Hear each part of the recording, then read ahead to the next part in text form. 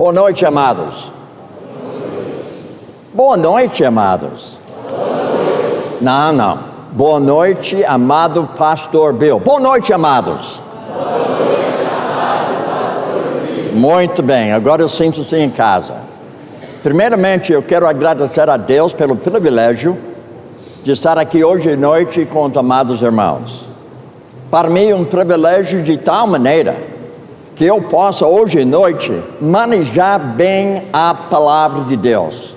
Ou seja, hoje à noite Deus vai falar conosco de uma forma tal que seja para todos nós uma confrontação bíblica que é sadia para a nossa vida, concernente à vida conjugal. Eu quero apresentar a minha esposa Nancy, casados 59 anos na sexta-feira passada. Amém, aleluia, amém. Muito bem, nosso assunto hoje à noite, conflitos conjugais. Eu digo para vocês hoje à noite, devido tanto tempo casado com a minha mulher, que eu digo para você que na verdade, conflito faz com que você possa crescer na vida espiritual. Uma vez que você esteja lidando com conflitos na sua vida de uma forma bíblica. Ou seja, nós devemos identificar o problema que está dentro da nossa pessoa, para que nós possamos lidar com ele de uma forma que agradeça a pessoa de Deus. Então eu quero começar hoje à noite com um verso-chave aqui para nós. Mateus 22:37 fala: amarás o Senhor teu Deus.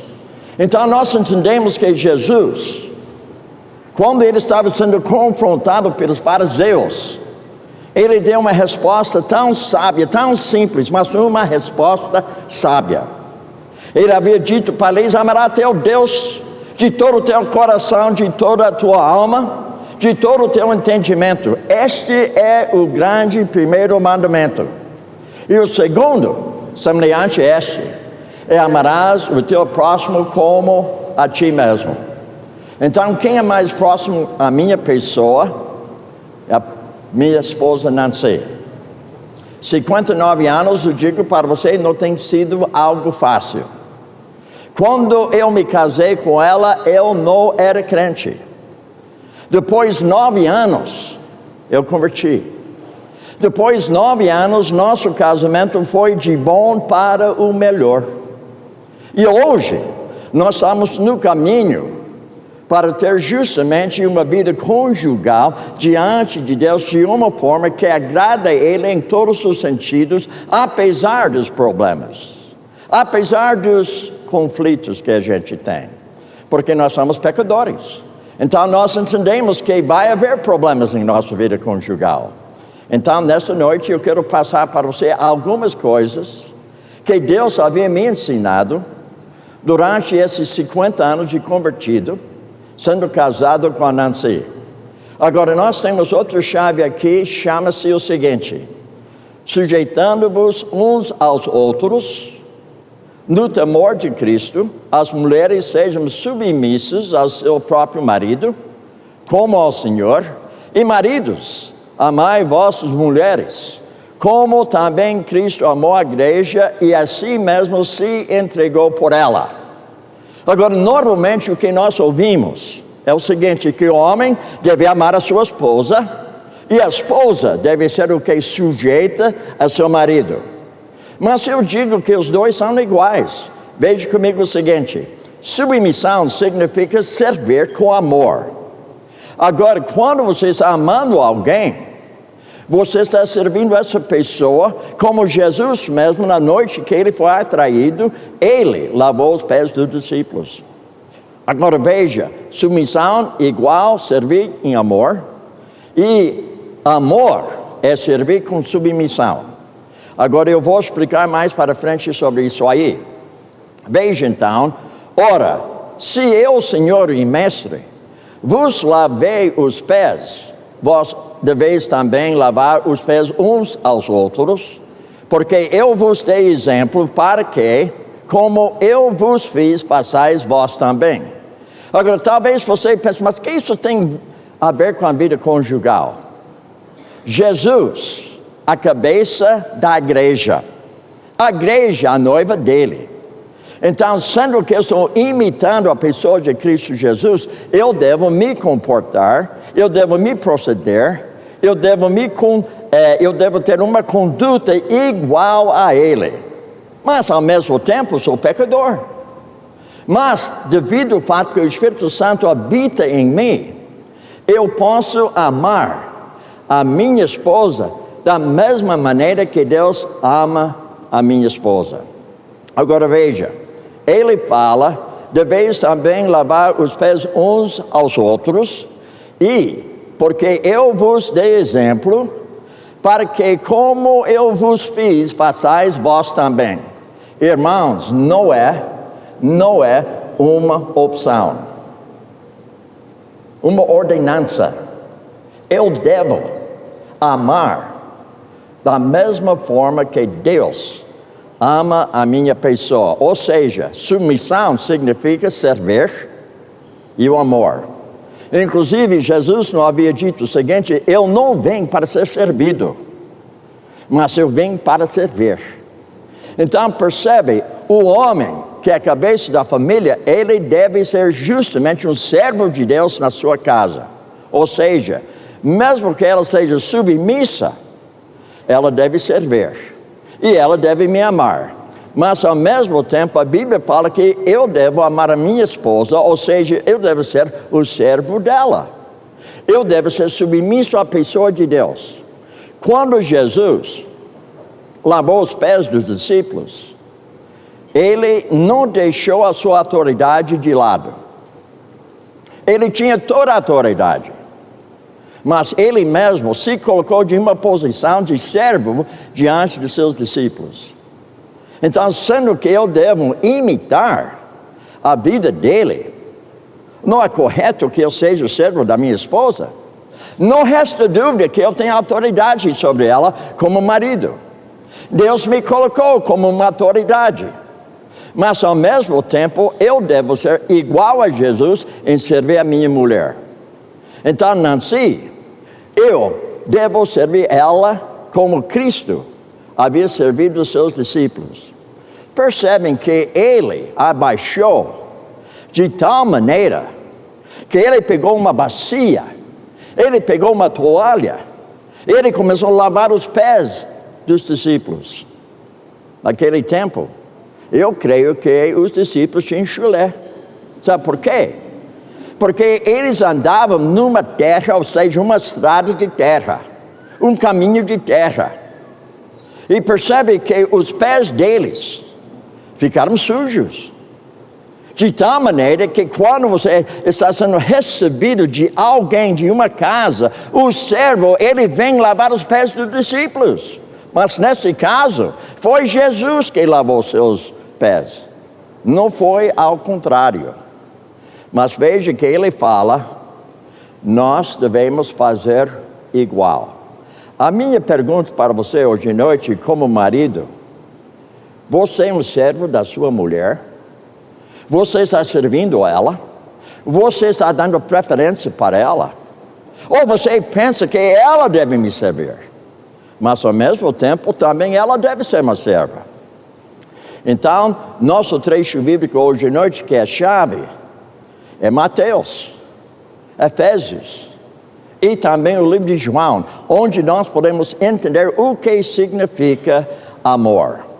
Agora veja o objetivo hoje à noite. Primeiramente, eu devo entender o conflito inevitável no relacionamento conjugal. Quem que casa está casando com problema. Não existe pessoa que não tem problema. Eu nasci com problema. E todo dia eu tenho que identificar, entender que eu tenho problema na minha vida. Mas ao mesmo tempo, eu tenho uma solução. Essa solução se chama esperança bíblica. Eu posso lidar com um problema biblicamente de tal maneira que eu seja mais que vencedor na minha vida conjugal. Então, eu devo entender que o conflito é inevitável no relacionamento conjugal. Ao mesmo tempo, cabe a mim identificar as causas de conflitos e especialmente a sua principal raiz. Normalmente, nós gostamos de culpar outra pessoa pelas nossas reações. Mas a reação nossa é nosso problema. Eu devo reconhecer diante de Deus, em primeiro lugar, o problema na vida do Bill. Eu preciso lidar com esse problema de uma forma bíblica, para que eu possa lidar biblicamente com o problema na vida conjugal. Agora, aplicar princípios bíblicos na solução de conflitos. Então, que nós devemos ter? Conhecimento bíblico e sabendo que Deus nos dá uma orientação. Ou seja, hoje à noite nós estamos fazendo leitura bíblica, nós estamos ouvindo a palavra de Deus e nós estamos estudando ela. E quando estou ouvindo a palavra de Deus, quando estou lendo a palavra de Deus, estou ouvindo a voz de Deus. Quando eu estou estudando a palavra de Deus, Ele está dando para mim uma instrução. E nessa instrução, hoje à noite, eu preciso entender o problema da perspectiva bíblica. Eu devo identificar o problema da perspectiva bíblica. E eu devo ver também a solução do problema da expectativa bíblica, ou seja, esperança bíblica, e aplicar o princípio bíblico na minha própria vida. Agora, repara comigo o seguinte: muitos dos conflitos conjugais resultam de uma vida cujo propósito é agradar a si mesmo e não ao Senhor. Ou seja, sabe o que acontece comigo? Eu puxo a sardinha para mim. Eu puxo a sardinha para mim. Eu procuro o melhor para mim pela minha natureza. Será que você não tem o mesmo problema? Será que não há momentos que você puxa sardinha para você? Só não há momentos que você procura o melhor para você. Então, isso se chama natureza pecaminosa. Então, na vida conjugal, o que acontece é que a pessoa procura agradar a si mesmo, em vez de ser agradável ao seu cônjuge. E justamente hoje à noite nós queremos abordar isso aí. Agora, para eu ser agradável à minha esposa, eu preciso ter justamente como alvo o seguinte: é por isso que também nos esforçamos, quer presentes, quer ausentes, para lhe sermos agradáveis. Agora, a minha pergunta hoje à noite: se eu estivesse conversando com o seu cônjuge e perguntando sobre o seu cônjuge é agradável, o que você falaria para mim hoje à noite?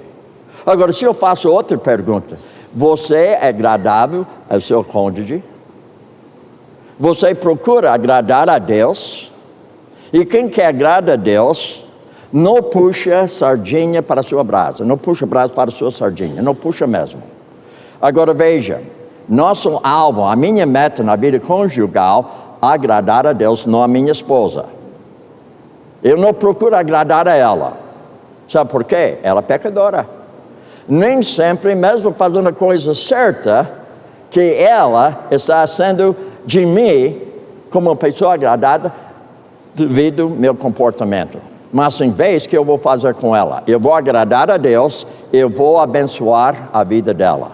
Ou seja, abençoar o nosso cônjuge. Agora, repara comigo o seguinte: os conflitos podem ser resolvidos e quando tratados como biblicamente, ou seja, são verdadeiras oportunidades para o crescimento espiritual. Irmãos, durante 59 anos, eu tenho tido tantos problemas, tantos conflitos, e tudo aquilo contribuiu para meu crescimento espiritual. Hoje, eu sou mais espiritual hoje, não devido somente ao estudo bíblico, não somente entender o problema de perspectiva bíblica, mas a aplicação das Escrituras na minha própria vida, entendendo que tem solução para problema na vida conjugal. Romanos 8, 28 e 29. Sabemos que todas as coisas cooperam para o bem daqueles que amam a Deus, daqueles que são chamados segundo o seu propósito. Porquanto aos que de antemão conheceu também os predestinou, para serem conformes à imagem de seu Filho. Agora veja, ele está dizendo todas as coisas que acontecem na sua vida é para o seu bem. Isso inclui as coisas ruins, tanto como as coisas boas. Agora, eu digo para você, na minha vida conjugal, houve alguns acontecimentos que não foram bons. Houve algumas coisas que não foram boas para a minha vida no sentido do meu querer. Mas Deus fala que tudo que acontece com Bill, tudo que acontece na sua vida conjugal, contribui para seu bem. Agora, irmãos, é difícil entender isso aí. Mas como eu vou entender? Pela fé, sabendo que Ele é mais sábio do que eu. Agora percebe, Ele fala que todas as coisas cooperam para o bem daqueles que amam a Deus, aqueles que são chamados segundo o seu propósito. Agora veja, para serem conformes à imagem de seu Filho. Conflito, tratado de uma forma bíblica, contribui para você ser conformado à imagem de Cristo. A minha vida deve refletir a pessoa de Cristo no momento de conflito. Agora é fácil refletir Cristo para alguém quando tudo vai bem, mas na vida conjugal nem sempre tudo vai bem. Há conflitos. Esses conflitos, entendidos biblicamente, identificados biblicamente, vendo a solução biblicamente, você percebe que você vai refletir justamente a imagem de Cristo. Ou seja, essa imagem é mental. Ou seja, nós estamos tratando a parte intelectual, a parte da minha vontade, a parte também do quê? Das minhas emoções. Não somente as minhas emoções, mas trata também no nível da minha consciência. A parte moral significa que Deus, a imagem dele, Ele é justo. Quando me converti, Deus me declarou justo diante dele. Mas na vida diária, eu não sou justo. Mas pela palavra de Deus, a aplicação dela na minha vida, a ajuda do Espírito Santo atuando na minha vida, e aplicando as Escrituras de tal maneira, eu estou sendo igual à pessoa de Deus quando eu trato o problema conjugal justamente de uma forma que agrada a Deus. Lembra que nossa meta que é? Agradar a Deus. Não agradar seu cônjuge, não agradar o pastor da igreja, agradar a pessoa de Deus. Então tem a parte social.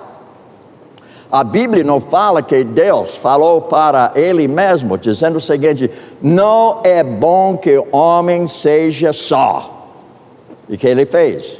Ele fez uma pessoa do seu lado para ser auxiliar para a vida dele no ministério.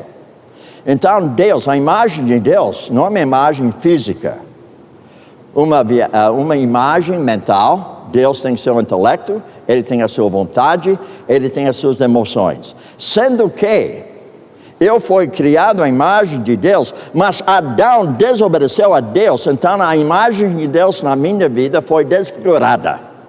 Mas quando Jesus, na pessoa do Espírito Santo, por meio da pregação de Deus, entrou na minha vida, houve uma mudança radical na minha maneira de pensar, na minha maneira de falar, na minha maneira de agir. Então, na parte mental, moral e social. Conflitos conjugais. Conflito é algo comum a todos os casamentos. Se você está aqui hoje à noite casado, eu faço essa pergunta para você. Não precisa responder para mim. Deus já sabe, eu não preciso saber. Mas eu entendo que você tem conflito na sua vida conjugal. Não existe casal que não tem conflito. Conflito devido ao fato que nós somos o quê? Pecadores. O pecador sempre puxa brasa para a sua sardinha.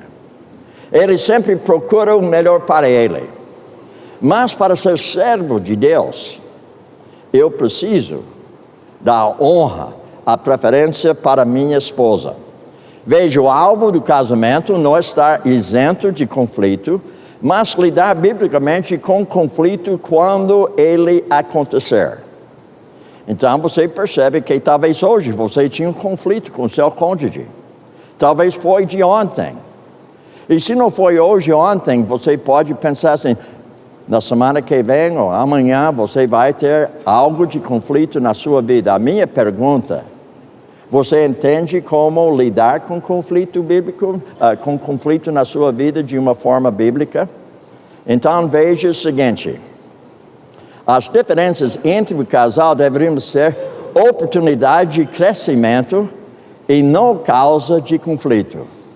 A minha esposa, o jeito dela não é igual ao meu jeito. Não é. Então você percebe logo mais o fato que eu penso de uma maneira, ela pensa de outra maneira, já tem conflito. Às vezes ela quer fazer tal coisa, eu não estou afim. Não quero fazer. Conflito. Às vezes ela quer comprar alguma coisa, eu digo para ela, eu acho que nós não devemos comprar aquilo. Conflito. Então nós devemos entender como lidar com as diferenças em nossa vida, porque nós não somos iguais no modo de pensar. Porém, quando você começa a entender o problema de uma perspectiva bíblica, quando os dois estão pensando da mesma forma quanto a palavra de Deus, tem solução para aquele conflito entre as duas pessoas, porque a Bíblia nos fala claramente que conflitos contribuem para nosso, o quê? Crescimento espiritual. Nota o seguinte: todos os casamentos sofrem de vários graus de dor e ira, causados por uma ofensa do cônjuge. Agora, minha pergunta para você hoje à noite: você já tinha um momento que você faltou paciência com o seu cônjuge? Já houve um momento que você sentiu uma dor no seu coração devido ao seu cônjuge? Houve um momento que você tinha uma raiva, uma irritação dentro de você e culpando o seu cônjuge? Então percebe que isso fala para nós claramente que nós somos o quê? Pecadores. Mas graças ao nosso bondoso Deus, Ele deixou para nós um manual. Esse manual chama-se Bíblia. E para ser utilizado de tal forma que ela não somente faz a parte religiosa, mas ela faz a parte o quê? Prática em nossa vida diária. Agora, repara o seguinte: as escolhas que os cônjuges fazem durante um conflito ir a separá-los ainda mais ou uni-los mais fortemente. Depende da minha atitude quanto àquilo que está acontecendo. Aquilo vai me unir com ela, ou aquilo vai fazer com que eu fique afastado dela. Eu sou conselheiro bíblico e a maioria dos clientes que vêm me procurar são casais. E os casais, sabe o que eles têm? Problema. E às vezes o problema é ira. Às vezes o problema é ansiedade. Às vezes o problema é preocupação. Às vezes, alguém diz que o problema é depressão, enquanto depressão é sintoma de algo no coração da pessoa. Então, veja comigo o seguinte: possíveis causas dos conflitos conjugais: comunicação, trabalho, profissão, finanças, mágoas, parte sexual, filhos, distanciamento. Tudo isso aí pode causar justamente um conflito na sua vida. A maioria dos casais que me procuram tem problema financeiro. E quando tem problema financeiro, você percebe que o problema não é financeiro. O problema está no coração da pessoa e o sintoma, a parte financeira.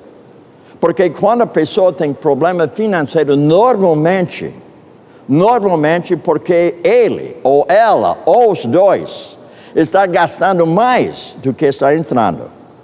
E tem uma saída maior do que a entrada. Então eles me procuram. E eles pensam que o Bill vai resolver tudo. Não, porque o que o homem semeia, ele vai o quê? Colher. Então, eu não posso resolver o problema financeiro, mas eu posso fazer uso da palavra de Deus de tal maneira que o problema no nível de coração pode ser o quê? Resolvido. Mas a consequência do conflito continue até a pessoa comece a entender lidar com a parte financeira na sua vida. Mateus 7, 1 e 5. Não julguem para que vocês não sejam julgados. Hipócrita, tira primeiro a viga do seu olho. Então você verá claramente para tirar o que? O cisco do olho do teu irmão, ou seja, do seu irmão. Então, não julgueis, para que não sejam julgados. Hipócrita, tira primeiro a viga do seu olho. Então, você percebe que a primeira coisa que eu tenho que entender, eu não sou o juiz. Eu não sou. Por isso a Bíblia fala, não julgueis. Agora, isso não significa que eu não posso julgar. Eu devo entender que o juiz é Deus. Quando ele fala, não julgue, ele está dizendo, você não é o juiz. Agora, veja, se nós entendemos que nós não podemos julgar, veja o que ele fala, hipócrita, tira primeiro a viga do seu olho. Ou seja, você vai se julgar primeiro. Deu para entender? Diga-me sim. Só 3 pessoas? Entenderam ou não? Sim. Ok. Então você não é o juiz, mas você deve julgar a si mesmo de acordo com o juiz. E o juiz quem é? Deus. Como eu posso conhecer o julgamento dele? A palavra. Ela me julga, ela me anima, ela me confronta, ela me exorta, ela me instrui. Então, a palavra de Deus, ela é o juiz. Agora veja, a primeira coisa, o Bill vai julgar a si mesmo, mas o Bill não é o juiz. Deus é o juiz. Você deve fazer o quê? O uso da palavra de Deus no seu julgamento de si mesmo. Agora, veja ainda, eu devo tirar o que? A viga do meu olho. Essa viga pode ser falta de paciência. Essa viga pode ser justamente uma irritação. Essa viga pode ser um pouco de ansiedade. Essa viga pode ser que eu sou nervoso. Eu devo avaliar, julgar a mim mesmo primeiro. Agora notem, então você verá claramente para tirar o cisco do olho do seu irmão. Ou seja, o cisco é julgar seu próximo. Agora, eu não sou o juiz, mas eu faço uso da palavra de Deus para que a palavra de Deus julga justamente o meu cônjuge. De acordo com a palavra de Deus, eu não sou o juiz, mas eu faço uso da palavra e ela julga o caso. Ou seja, nesse caso, na verdade, eu estou fazendo uso da palavra de Deus para avaliar o comportamento do meu cônjuge. Mas antes, eu devo avaliar meu comportamento. Antes, eu devo me julgar. Então, Deus é o juiz. E você deve fazer o uso da palavra de Deus. Pergunta para você ponderar. Quais são as ferramentas que podemos utilizar para melhorar o nosso relacionamento conjugal? Você tem uma pergunta para isso aí? Será que você poderia orientar um casal que está com problemas conjugais? Você sabe como orientar esse casal de acordo com a palavra de Deus? Você sabe como aplicar o que você está colocando para o casal? Notem o seguinte, então, a verdade bíblica é o seguinte: os cônjuges, crentes em Cristo, relacionam-se de modo sobrenatural como irmãos e irmãs em Cristo e devem, portanto, apoiar uns aos outros pela prática do amor. Então, o que é amor? O amor é o fogo que arde sem se ver. Então, dentro de você tem aquele fogo que arde, mas ninguém está vendo esse amor. Está vendo o resultado do amor na sua vida. Não somente isso, mas é ferido que dói e não se sente. Ou seja, Muitas vezes eu tenho uma dor no meu coração quanto a algo entre eu e minha esposa, e eu percebo que eu não sinto aquilo que está acontecendo devido ao fato que eu estou encarando aquilo biblicamente. Ou seja, o amor é o fogo que arde sem se ver, é ferida que dói e não se sente. Agora notem outra coisa, a palavra amor nessa escritura significa essencialmente um compromisso sólido de agir sacrificialmente para com o seu cônjuge. O exemplo de Cristo lavou os pés dos seus discípulos. Ele falou, façais o mesmo. O quê? Deveis lavar os pés uns dos outros.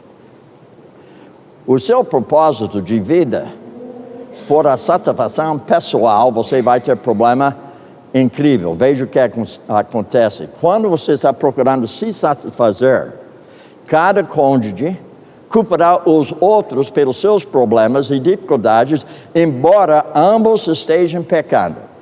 Mas é interessante como eu, pela minha natureza pecaminosa, há momentos que eu culpo a minha mulher.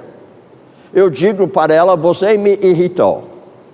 Você fez com que eu falte paciência contigo. Quem estou culpando? Ela ou mim? A irritação está em nosso coração. A ira está em nosso coração. Nós não podemos culpar outra pessoa dizendo que você me irritou.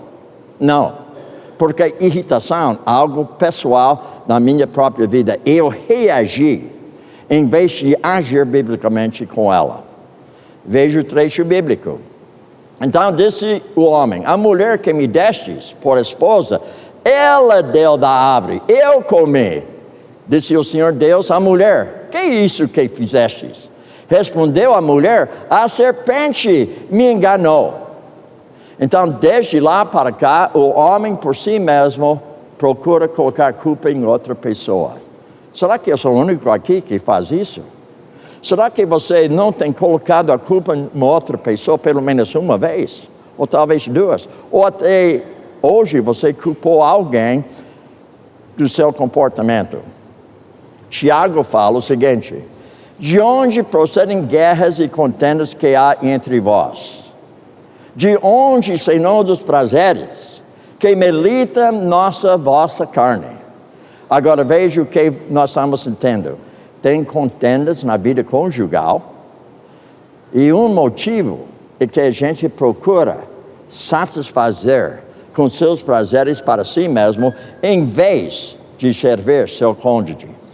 Então, como o homem trata o problema? Normalmente, ele trata o problema atacando o seu cônjuge. Então ele fica atacando ela, ou ela, por sua vez, está atacando ele. Então, será que vai ter solução? Não vai ter. Porque ele, por sua vez, ele pensa que ela é o meu problema. O jeito dela é o meu problema. Se eu tivesse casado com outra, eu não teria esse problema. Se ela tivesse se comportado de uma outra maneira, eu não teria esse problema. É ela. Mas ela está olhando para ele. Espera aí, por que você está me culpando? Não é você que fala desse jeito? Eu só dei a mesma moeda para você que você deu para mim. Então você é culpado, não eu. Eu não teria devolvido a moeda para você. Mas, ele fala assim, mas espera aí. Você não deu o início dessa briga? Não foi eu. Foi você. Eu estava na minha. E de repente você começa a nha comigo. E Marcelo, olha, eu não estava nha com você. Você não me tratou bem.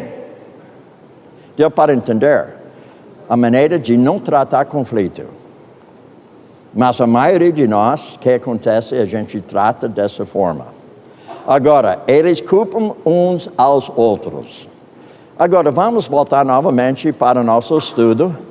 Quando o casal tem como propósito de vida a satisfação pessoal, a tendência será resolver os conflitos conjugais à maneira do homem. Agora, vamos ver a maneira do homem. O que acontece com ele? Primeiramente, ele fica recusando aplicar princípios bíblicos na sua vida para resolver os conflitos. Ele nega a orientação bíblica. Ele fala que eu tenho razão. Mas você sabe que eu aprendi em Minas Gerais? Você pode ter razão, mas vai preso. Isso que o guarda fala lá. Uma vez o guarda me pegou lá na estrada, eu me desculpei. Olha, não estava correndo. Você está enganado. Ele falou, senhor, você tem razão, mas vai preso. Ou seja, multado, né? Deu para entender? Eu queria culpar o que? A estrada. Agora veja o seguinte, procurando fazer trocas e barganhas para conseguirem o que querem. Uma boa troca é o seguinte, a mulher fala para eu vou lhe dar sexo. Ah, é mesmo? Vai me dar sexo? Sim. Oh, espera aí. E sim, vou dar sexo para... Mas você precisa... Deu para entender? Ela usa da parte sexual para conseguir o que ela está querendo. Deu para compreender isso aí? Agora, isso é só um exemplo. Agora, veja outro aqui.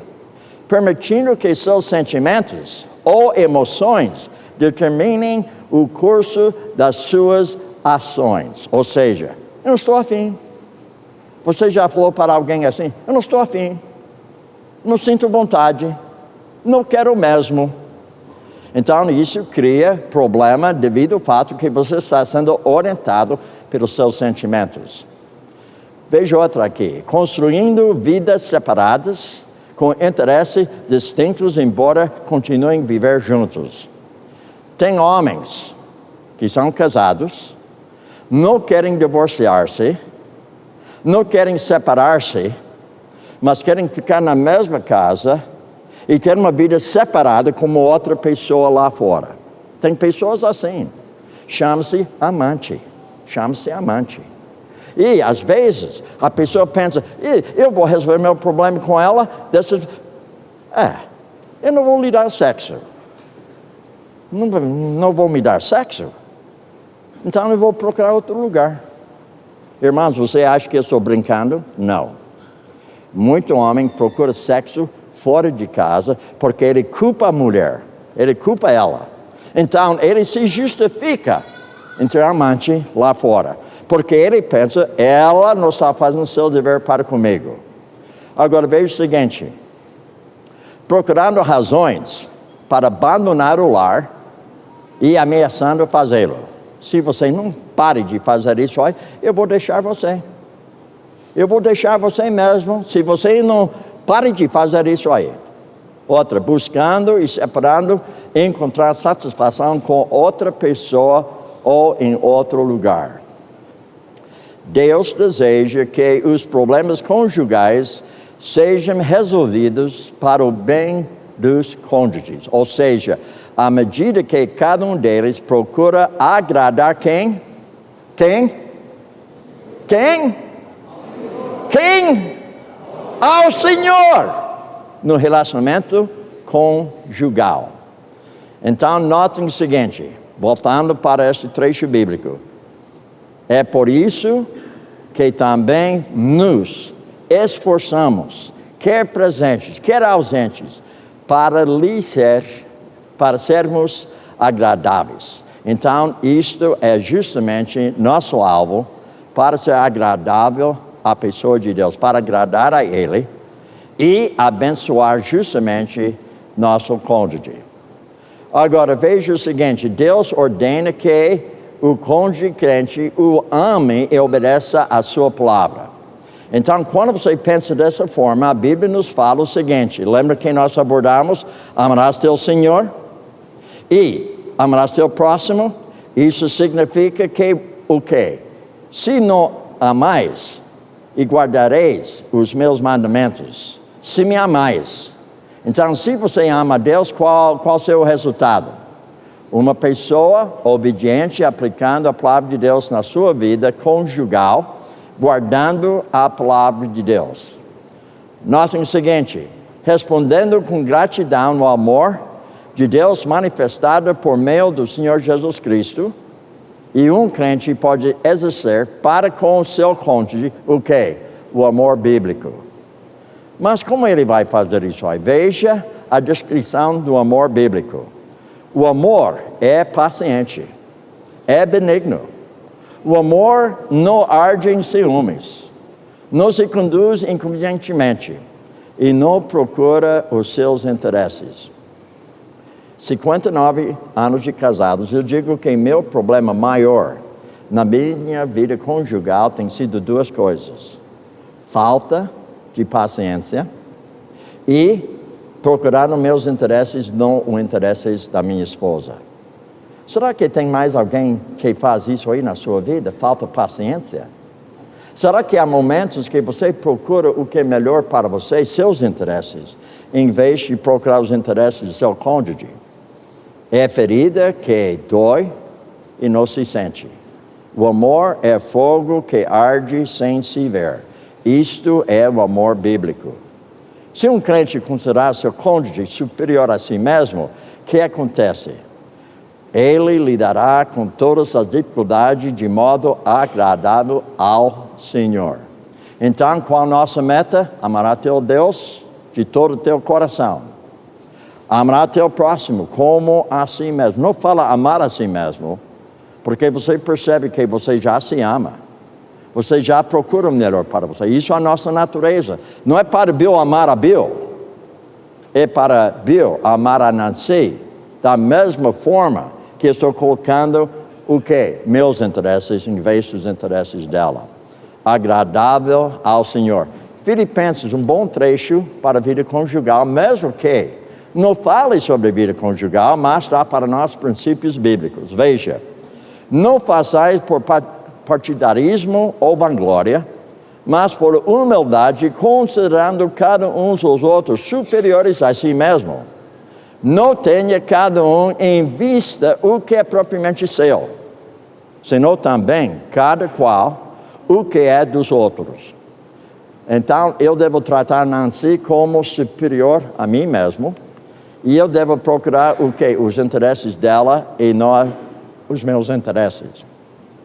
Eu vou falar para você algo que aconteceu comigo. Foi o seguinte: houve um tempo, depois de 25 anos de casados, que caiu a ficha, passou o cartão, eu comecei a entender algo sobre mim. Que eu pensei comigo, há certas coisas que Nancy gosta de fazer, eu não gosto, não vou fazer. Sabe o que foi uma dessas coisas? Shopping. Eu não gostei de ir no shopping.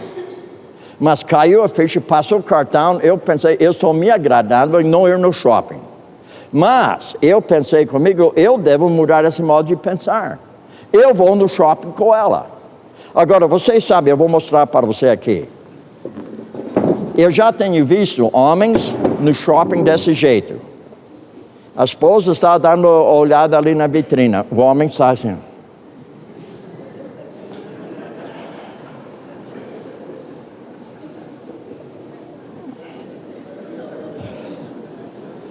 Deu para entender?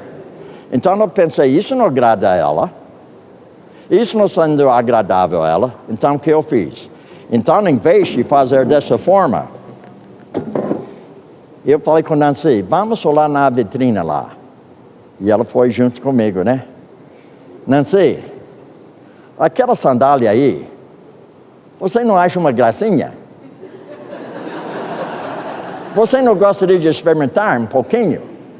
E nós entramos na loja juntos. Mas não foi somente aquela sandália. Ela experimentou várias sandálias. Enfim, ela comprou duas, não uma. Deu para entender o negócio? Agora, ao mesmo tempo, ela não gosta de assistir futebol americano. Ela não gosta. Você imagina você assistindo o jogo sozinho, nem dá para você torcer, ninguém está ouvindo. Ninguém está ouvindo. Você vai ficar sentado assim, gol! Não, você está sozinho. Você não fala, você está assistindo assim. Mas quando ela percebeu que ela estava se agradando, ela começou a assistir jogo de futebol comigo. E agora eu posso torcer, né? Porque tem alguém ouvindo, né? Gol! Nancy, você gritou! Não foi, beleza! Então o que eu estou dizendo? O cônjuge deve procurar interesse do seu cônjuge. Irmãos, não estou brincando aqui. Eu fui chato mesmo. Vocês sabem, depois de 25 anos de casado, eu comecei a namorar a minha mulher. Namorar ela. O homem muito... Você namora a sua esposa? Olha a cara dele, sabe? Você não me convenceu, não. Então, irmão, você namora com sua mulher? Fala o céu. Fala o céu. Mas antes você namorava? Com certeza. Com certeza, ele falou, eu namorava a minha mulher. Irmãos, o que eu estou dizendo para você hoje à noite, 59 anos de casado, eu ainda hoje namoro com a minha mulher. Toda sexta-feira, dia de namoro. Toda sexta-feira, dia de namoro. Agora, isso não significa que não tem outros dias que eu não trato ela bem. Mas sexta-feira, eu falo para ela, o que você quer fazer hoje? O que você quer fazer? Não, o que você quer fazer? Mas eu quero procurar seus interesses. Nancy, vamos procurar seus interesses. Tá bom, vamos para o shopping. Dá para entender, gente? 2 Coríntios 5:9, que é possível que também nos esforçamos, quer presentes, ausentes, nós devemos o quê? Agradar a Deus. Quando procuro o interesse dela, quando coloco ela como superior, eu estou o quê? Agradando a Deus. Agradar nosso Deus, nosso Senhor, abençoar o nosso cônjuge. Veja algo mais, o resultado será uma unidade crescente de mente e propósito, quanto ambos são encorajados em Cristo Jesus. Então, mente e propósito. Veja Filipenses novamente, não trata vida conjugal. Princípios bíblicos que podem ser aplicados. Veja, se há, pois, alguma exortação em Cristo, alguma consolação de amor, alguma comunhão do Espírito Santo, se há entranhos afeitos, misericórdias, completai a minha alegria de modo que penseis a mesma coisa. Tenhais o quê? O mesmo amor, sejais unidos de alma, tendo mesmo sentimento. Então eu digo para você hoje, eu tenho vida conjugal com a minha esposa de uma maneira ótima, devido o alvo meu agradar a Deus. Agora, voltando. Eu posso procurar o caminho do homem e resolver meus problemas do jeito dele, ou eu posso procurar o caminho de Deus e resolver meus problemas do jeito bíblico, com princípios bíblicos na minha vida. Agora, notem o seguinte, os cônjuges devem se aproximar mais de Deus, especialmente em épocas de conflito. Então, o que isso significa? Isso significa o seguinte, à medida que ambos os cônjuges, crentes, se aproximem individualmente de Deus Pai, pelo Senhor Jesus Cristo, eles se aproximam um do outro. Agora, veja novamente o que nós havíamos abordado. Eu posso fazer do jeito do homem, ou seja, do meu jeito, em vez do jeito de Deus, mas o jeito de Deus é o caminho dele. E eu aproximo a Deus, e ela, por sua vez, está fazendo a mesma coisa, e percebe que a gente está mais perto devido ao fato que meu alvo é agradar a Deus e não a mim mesmo. Agora, Efésios 5, 21, 22, 25, sujeitando-vos uns aos outros no temor de Cristo, as mulheres sejam submissas ao seu próprio marido como ao Senhor. Maridos, amai vossa mulher como também Cristo amou a igreja e se entregou por ela. Submissão é servir a amar. E amor é servir e ser submisso a Deus.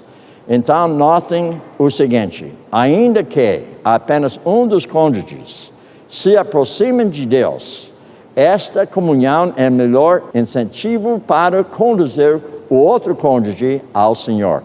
O mais que eu esteja refletindo a Deus, muito mais fácil que ela vai começar a corresponder com o meu amor. Ou seja, 1 João capítulo 4 fala que eu amo a ele, porque ele me amou primeiro. Então, eu devo fazer a mesma coisa com a minha esposa. Mulheres, sejam vós igualmente submissas ao vosso próprio marido, para que ele ainda não obedece à palavra, seja ganho sem palavra alguma, por intermédio de quê? Procedimento. Então, submissão que é servir e amor. E amor é servir e submissão.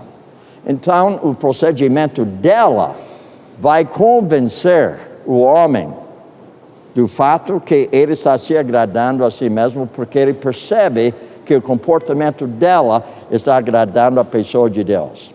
Agora, eu acho essa palavra interessante, igualmente. Quando aparece a palavra igualmente, você tem que voltar para trás para ver o que foi falado antes desse igualmente. Então, 1 Pedro 2,18 fala o seguinte: servos, sejam submissos com todo o temor ao vosso Senhor, não somente se for bom e concordado, mas também ao perverso. Então, o homem, que ele deve fazer? Veja aqui, maridos, vós igualmente, vivei vida comum do lar com discernimento e tendo consideração para com a vossa mulher como parte mais frágil. Agora, discernimento. E tratando ela como não uma pessoa fraca, mas frágil. Então, o que significa discernimento? E você precisa estudar a sua mulher. Eu vou lhes dar um exemplo. O exemplo seguinte. Em 2002, eu estava morando em Saúde. Então, eu estava estudando a minha esposa, eu estava terminando um ministério aqui em São Paulo, eu já tinha ideia para iniciar outro ministério aqui em São Paulo, diferente daquilo que eu estava fazendo. Mas eu comecei a estudar a minha esposa. Eu percebi que ela não falou nada, ela não queixou de nada, mas eu percebi que era a hora para levar ela de volta para os Estados Unidos. Eu não queria. Para mim, hoje, eu ainda estaria aqui hoje. Mas eu percebi que era hora para ela voltar. Não porque ela não gostou do Brasil. Não porque ela não gostou da vida aqui. Ela, por muitos anos, não foi avó na prática. Porque nossos filhos estavam espalhados. Então, ela tinha netos, mas sem conhecer os netos. Ela nunca reclamou, nunca queixou, mas eu percebi, era hora para ela praticar ser avó. Então, a minha neta, lá nos Estados Unidos, ela deu à luz gêmeos, agora eu tenho 2 bisnetas. Então, eu levei ela de volta para os Estados Unidos para ela ser justamente a avó das bisnetas. Dá para entender? Eu procurei o que interessa dela. Mas ela, por sua vez, esse ano eu tenho feito 8 viagens para o Brasil, desde janeiro, 8 viagens. Cada vez eu fico até 12 dias, até 2 semanas, cada viagem. Logo que eu volte para casa, eu vou voltar para casa dia 26, ou seja, 27 de outubro. Dia 9 de novembro, estarei em Madrid. Dia 16 de novembro, eu estarei em Lisboa. Eu volto para os Estados Unidos no fim de novembro. Então, percebe, ela sabe que eu estou dentro de um ministério que Deus colocou para mim. Ela não coloca barreira. Mas, ao mesmo tempo, ela diria para você que o desejo dela é que eu fique em casa. Mas ela não quer colocar barreira. Ela não deseja só procurar os interesses dela. Submissão, o que é? Servir e amor. E amor é servir e submissão. O marido sabe que ele é uma panela. Eu sou panela. Agora, ela, por sua vez, cristal. Então, a esposa, ela é cristal. Ela não é fraca, mas ela é frágil. Então, percebe que o cristal tem justamente o quê? Seu papel, a sua função. Mas, por outro lado, um homem, ele é panela. Ele tem a sua função, não é a mesma função de cristal. Então nós devemos entender justamente nossa função. Então notem, são 4 ferramentas de comunicação que devem ser empregadas em todos os nossos relacionamentos. Elas são úteis para prevenir, como para solucionar problemas. Então, rapidamente, eu vou colocar isso para você. Vamos supor que você está no Bandeirantes, autoestrada, logo murcha o pneu. Desagradável, não é isso mesmo? Você não planejou, você nem pensou em murchar, mas murchou. O que você precisa quando murchar? Você precisa justamente o quê? Veja o que você precisa. Você precisa entender, na parte de comunicação, 4 ferramentas. Você tem que ser o quê? Uma pessoa honesta, seja atualizada, ataque o problema, não a pessoa, age e não reage. Agora, voltando para a autoestrada, o que acontece? Eu preciso ter step, mas step sem macaco não funciona. Você precisa macaco, não precisa macaco. Você precisa chave de fenda. Você precisa lanterna. Você precisa também o triângulo. Agora você está na autoestrada, agora você pode trocar o quê? O step, que está certo, e o pneu murcho você coloca na porta-mala de volta. Ninguém espera, mas de vez em quando acontece que o pneu murcha. Não é isso mesmo? Agora, minha pergunta para você hoje à noite, você já houve momentos na sua vida conjugal que murchou um pouquinho? Agora eu tenho que dizer para você, houve momentos que murchou meu pneu, justamente na minha vida conjugal com a minha mulher, na área de comunicação. Agora, o que eu fiz? Veja, quando nós realizamos 25 anos de casados, eu estava nos Estados Unidos e meu pastor me convidou para participar justamente de um treinamento de aconselhamento bíblico, como ajudar casais. Quando nós realizamos 25 anos de casados, eu era professor no Instituto Bíblico Peniel. E no Instituto Bíblico Peniel eu era conselheiro dos rapazes. A minha esposa, por sua vez, ela era conselheira das meninas. E nós dois fomos conselheiros de casais. Então eu pensei comigo, então esse ministério de aconselhamento bíblico vai facilitar para eu ter um ministério melhor. Agora o que aconteceu foi o seguinte, na sala de aula, depois de 25 anos de casado, Deus me aconselhou pelo seguinte, na minha comunicação, Ele colocou, Bill, você sempre tem que ser honesto com a sua mulher. E você tem que ser sempre atualizado. Você tem que ser sempre uma pessoa que não ataca a pessoa, mas ataca o problema. Ataque o problema e não a pessoa. Age e não reage. Então, rapidamente, o que significa? Seja honesto significa que você vai fazer o seguinte, mas seguindo amor, ou seja, seguindo a verdade em amor, cresçamos em tudo aquele que é cabeça, Cristo.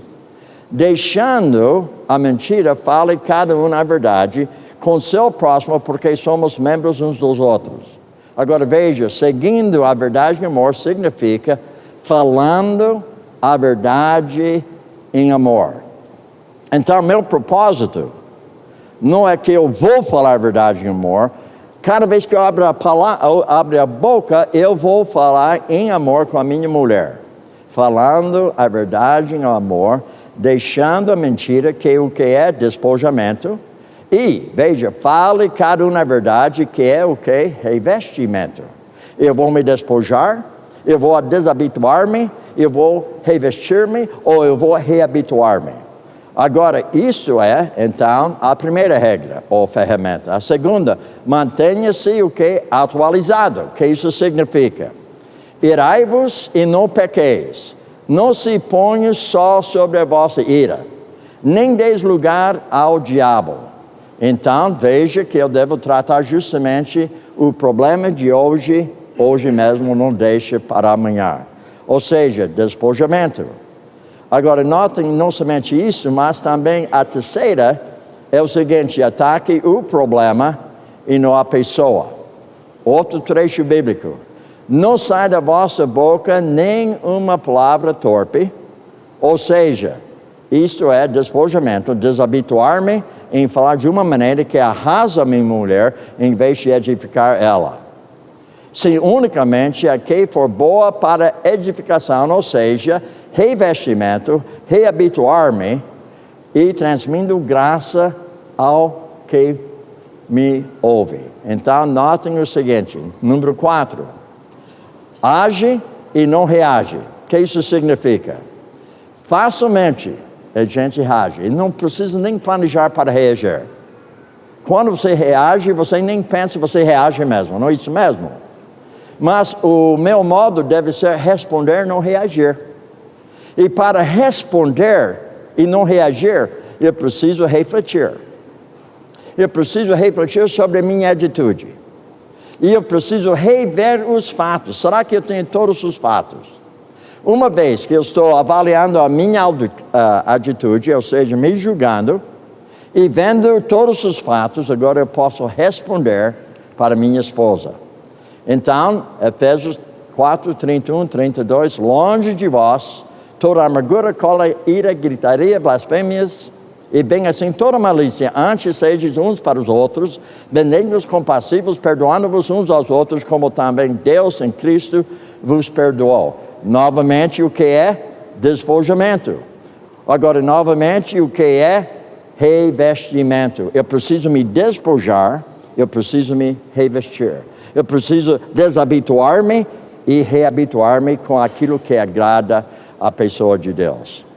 Agora, as suas palavras, o seu modo de falar são cruciais para cultivar relacionamentos harmoniosos. Agora, à medida que você aprende a falar a verdade em amor, você deve também determinar quando você deve falar, onde você deve falar e o que você deve falar e como você deve falar de maneira edificante a quem falar. Agora, nós havíamos abordado hoje à noite diversos assuntos, mas principalmente nós estamos tratando justamente de como resolver problemas na vida conjugal. Então, perguntas para si mesmo concernente à sua comunicação com seu cônjuge. Então, na primeira pergunta, o que as suas palavras revelam sobre você? Segunda pergunta, a quem você deve se dirigir? A terceira pergunta, quando você deve falar? E a quarta pergunta, como você deve falar? E a quinta, o que você não deve falar? E a sexta, o que você deve falar? Se cada vez que você tem um desentendimento com seu cônjuge, faça 6 perguntas a si mesmo. O que revela? A quem? Quando? Como? O que eu não devo dizer? E o que eu devo dizer? Voltando novamente, então, não julgueis para que não sejam julgados. Hipócrita, tira primeiramente a trave, ou seja, viga do seu olho, que é julgar a si mesmo, e veja então você verá o quê? Claramente para tirar o cisco do olho do seu irmão. Uma pergunta para você pensar: quais são as ferramentas que podemos utilizar para melhorar nosso relacionamento conjugal? Agora, a verdade bíblica que é, os cônjuges crentes em Cristo relacionam-se de modo sobrenatural como irmãos e irmãs em Cristo e devem, portanto, apoiar uns aos outros, o quê?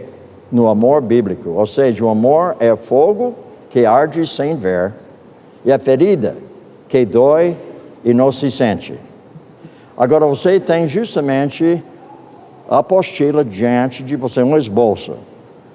E você pode avaliar o que foi abordado hoje à noite.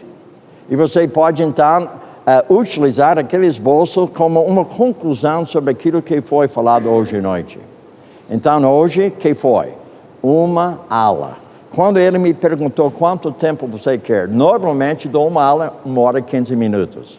Mas sendo que eu sou moralista, bonzinho, convertido, eu falei somente 1 hora e não 1 hora e 15 minutos. porém você tem dívida comigo de 15 minutos. E um dia eu vou cobrar. Vamos fazer uma oração. Pai Celeste, eu quero agradecer-te, ó Deus, hoje à noite, pelo privilégio de abordar a Tua palavra de uma forma tal que eu mesmo fui confrontado biblicamente pela Tua palavra. Enquanto estava falando, ó Deus, estava falando para mim mesmo, porque é a Tua palavra. Estava estudando a Tua palavra, estava me dando instrução hoje à noite, novamente, como eu devo lidar com problemas na vida conjugal.